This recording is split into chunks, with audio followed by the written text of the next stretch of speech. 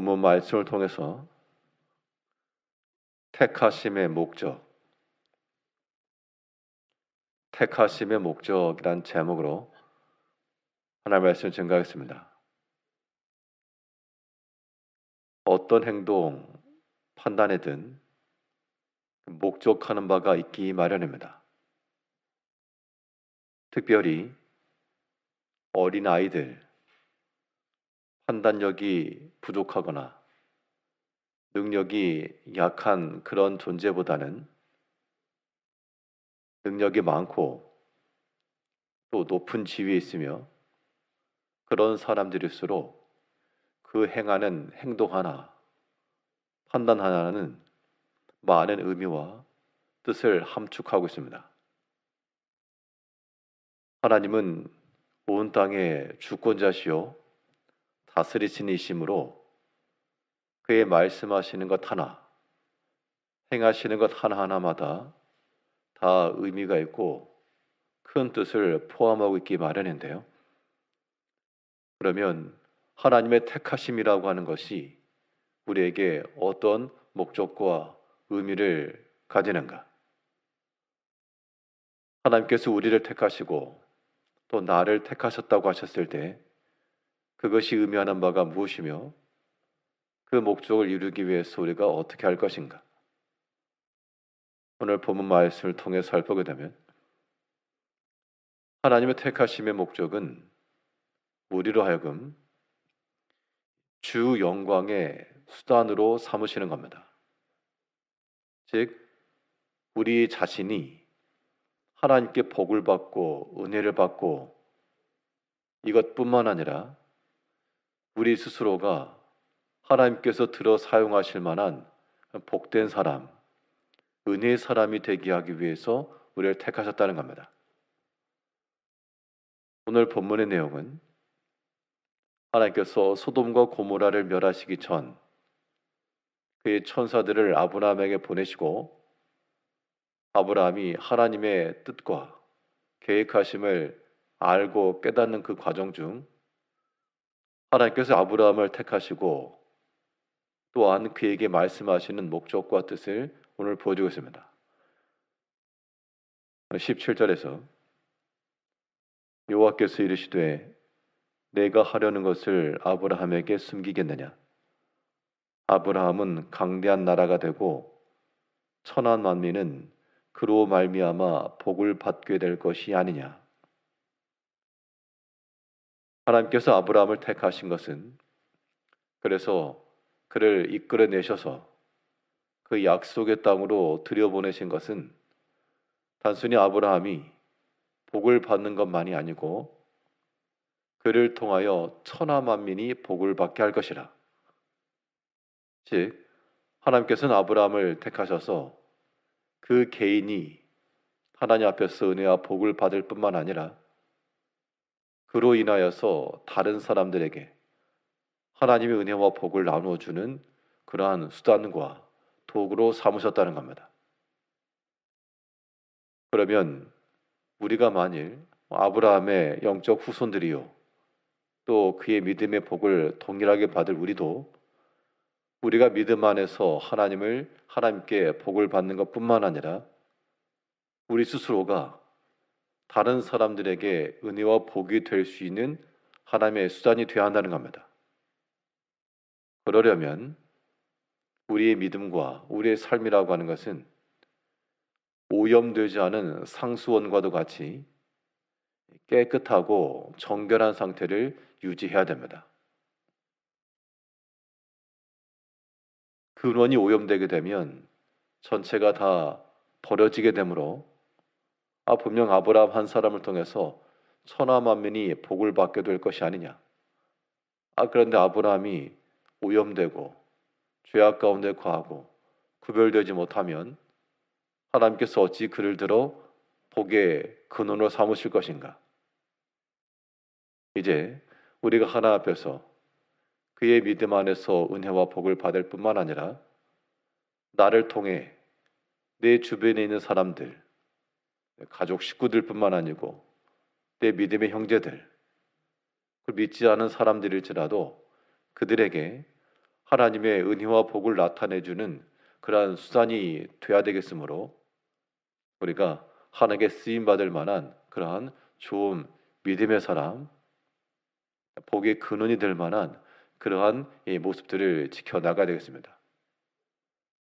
오염된 물은 마실 수가 없으므로 우리가 죄악 가운데 또는 세상의 사상과 모든 탐욕 가운데 더럽혀지지 않도록 항상 깨끗하고 청결한 마음을 지켜내며 만일 더러운 것이 임한다 그러면 그걸 빼내고 여과시키고 다시금 깨끗하게 정화하여 우리 자신을 살릴 뿐만 아니라 다른 사람들에게도 은혜와 복이 될 수 있는 그러한 수단이 되기를 힘써야 되겠습니다. 그러한 은혜와 복의 근원이 되라고 하나님께서 자신의 영광을 드러내는 수단으로서 우리를 택하셨다 생각하시고 하나님 손에 붙들림 받는 복된 주의 백성들이 되어야 되겠습니다. 또 하나님께서 우리를 택하신 목적은 주의 인격을 닮아가는 데 있습니다. 하나님 닮아가라고. 하나님 닮은 성품을 지니라고 우리를 택하시고 우리로 하여금 하나님과 교제하며 그의 은혜와 사랑을 알 뿐만 아니라 또한 우리가 그를 사랑하고 하나님께서 그러한 이 사귐과 교제를 위해서도 우리를 택하셨다는 겁니다.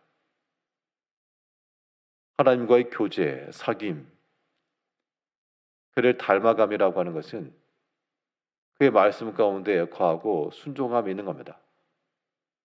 오늘 본문 19절에서는 내가 그로 그 자식과 권속에게 명하여 여호와의 도를 지켜 의와 공도를 행하게 하려고 그를 택하였나니 아브라함을 택하신 목적을 명확히 말씀하시기를 여호와의 도를 지키고 여호와의 도를 지킨다라고 하는 것은 하나님의 방식, 하나님을 닮은 인격으로 우리를 만드시겠다는 겁니다. 즉 우리가 하나님의 택하심을 받은 자들이라면 응당 그의 인격과 하나님의 성품을 본받는 자가 되어서 그의 행하시는 바, 그의 뜻과 의지를 우리도 또한 동일하게 추구하고 나가야 됩니다. 여기에는 아브라함 한 사람만 아니고요. 내가 그로 그 자식과 권속에게 명하여 즉 우리는 우리와 우리 모든 자녀들, 모든 믿음의 식구들 다 함께 하나님의 성품과 그의 뜻을 본받아가는 그런 모습을 우리가 지녀야 되겠습니다. 주를 닮아가는 게 필요한가요? 닮음이라고 하는 것은 우리가 수학에서도 이 닮은 비를 이용해서 알지 못하는 것을 알아갈 수 있습니다. 우리는 하나님이라고 하는 이 모습 속에서 우리가 그를 닮았으면 우리의 알지 못하는 부분까지도 알아낼 수가 있고 충분히 하나님의 뜻과 그의 말씀 안에서 답을 찾아낼 수 있다는 겁니다. 하나님은 자비로우신 아버지시요 또한 모든 은혜의 하나님이시므로 우리가 하나님 앞에 그의 자비하심과 은혜를 받을 뿐만 아니라 또 모든 사람들에 대하여서도 그러한 사람이 되고 자비를 나타내 주고 또한 용납해 주며 사랑을 실천해 주고 우리가 죄인 되었을 때 사랑하신 그 하나님의 사랑을 닮아서 다른 형제가 나를 시기하거나 혹은 비난하는 때라도 그를 품어줄 줄 알며 예수님께서 가룟 유다까지도 끝까지 친구요 그를 제자들을 사랑하셨던 것처럼 우리가 주를 닮은 모습을 드러내는 것 이것이 하나님께서 우리를 택하신 목적입니다. 그 부모들이 자녀들을 보면서 좋은 면을 본받기를 바라죠. 좋은 면을 본받아서 성실하거나 또는 열심을 내거나 그런 좋은 면을 본받으면 참 마음에 흡족함이 있을 겁니다. 그런데 좋은 것을 본받지 않고 도리어 나쁜 것 혹은 좋은 면을 따라가지 않는 모습들을 보면 그건 이제 마음에 서운함이 있는 겁니다.